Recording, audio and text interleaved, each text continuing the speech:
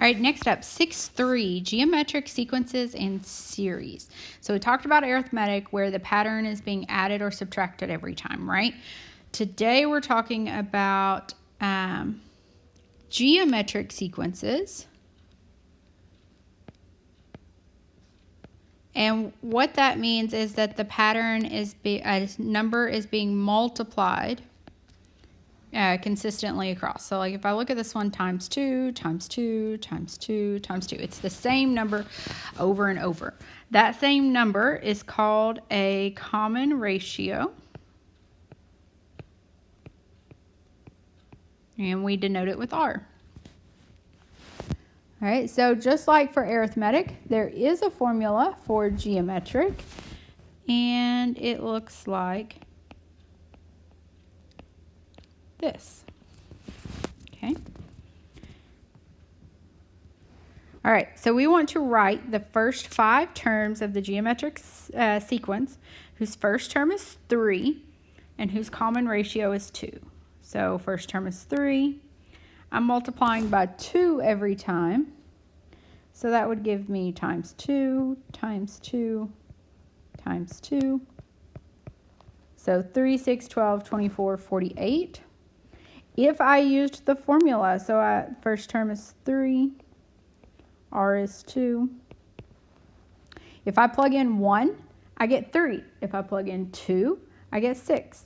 If I plug in 3, I get 12, so forth and so on. So when is that beneficial? Well, what if I want to find the 15th term, whose first term is 20, and whose common ratio is 1.05. So that means an increase of 5% in like real world type problems. Okay. And that would be approximately 39.599. When you're dealing with decimals, they start getting a little out of hand real quick. So we get approximately. All right, so just like in arithmetic, geometric also has series. They have a formula for it that looks like this.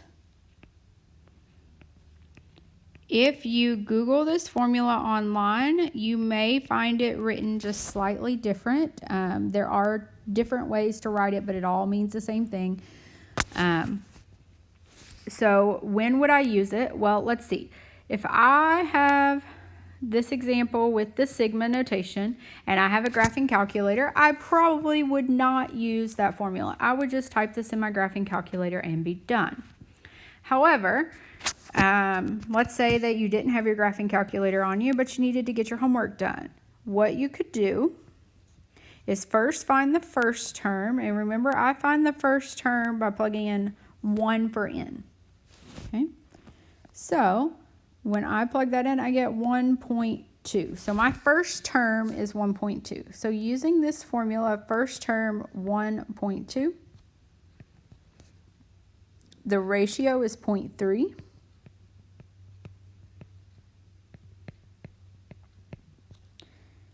And n is 12, because that means I'm finding 12 terms. Make sure, be careful. I probably didn't write that in the correct order to make it make sense, but that 12 is on the 0.3 only. Okay. Then I type all of that in my calculator to get approximately 1.714. Okay.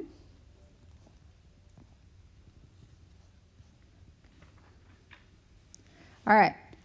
Sum of an infinite geometric series can only be when the absolute value of r is less than 1. So meaning a decimal or fraction that is not improper. So like 0.6, 1/3. 4/3 would not be, because 4/3 is greater than 1. Okay? But if you have a decimal, you have a number that the sum is approaching, and you find it by doing a sub 1 divided by 1 minus r. So what does that look like? All right, so in this example, we cannot type infinity into our calculator, so that doesn't really help us. But I noticed that r is less than 1, so I'm going to use the formula. So the first term is 4, because if I plug in a 1 here, 1 minus 1 is 0. Anything to the 0 power is 1 times 4 is 4.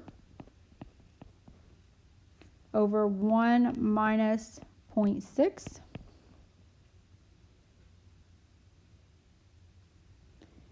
That gives me 10. So the sum of the series is 10. Okay. Second one's the same way. You just have to figure out r. So r equals that. I'll leave that one for you to do because it works the same way. And here's an application one.